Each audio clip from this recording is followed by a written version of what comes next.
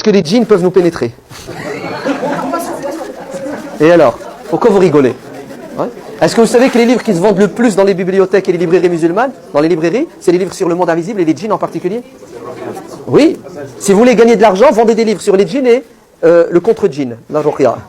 Allez, ils ont écrit des livres et ils les ont vendus pour vous prouver à plus B que les djinns vous possèdent, et juste après ils vous ont sorti l'antidote. Ouais. Comment les sortir?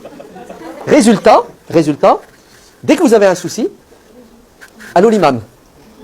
Et ça va, du mal dedans, t'as une rage dedans, t'appelles l'imam. Jusque, t'as voulu te marier, et à la dernière minute, ça... Et l'imam, subhanallah, il vous contredit pas. Ah oui, c'est vrai, il y a un djinn. Et je vais le sortir. Il est puissant, hein? Ouais. Et comment est-ce qu'il va le sortir? Avec le Coran.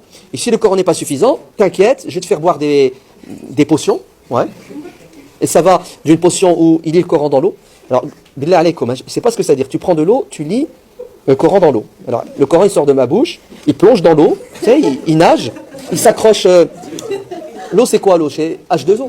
Donc, il s'accroche à l'oxygène et à l'hydrogène, c'est ça? Et toi, quand tu bois cette eau, dans laquelle les lettres du Coran se sont accrochées, et hop, ça part. Vous voyez là?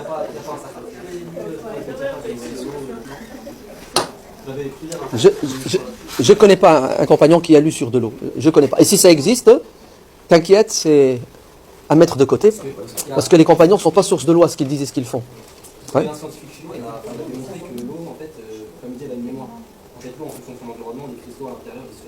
Je le sais. J'ai lu, j'ai vu tout ça, c'est de la foutaise.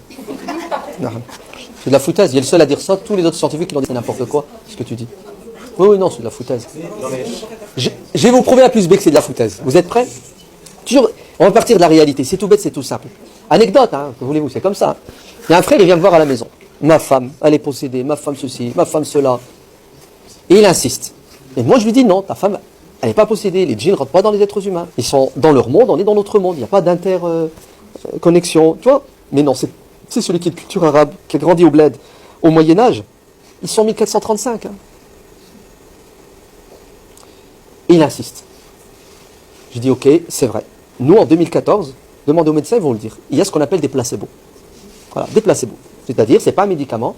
Tu crois que c'est un médicament, tu le prends avec l'intention que c'est un médicament qui va te soigner, tu guéris. Tu sais ce qu'il m'a dit? Il m'a dit, je vais te ramener des bouteilles, et lis sur les bouteilles, comme ça ma femme, elle va boire ça, elle va guérir.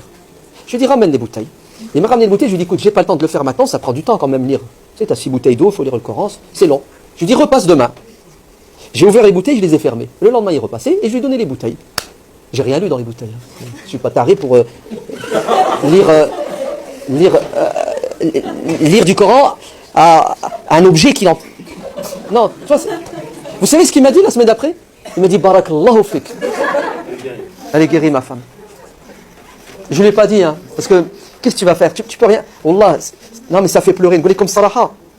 Wallah, le niveau de la communauté, c'est grave. Wallah, c'est grave. Alors, le placebo, j'y crois. Ok, là, après, regardez, je lui dis, prends tes bouteilles.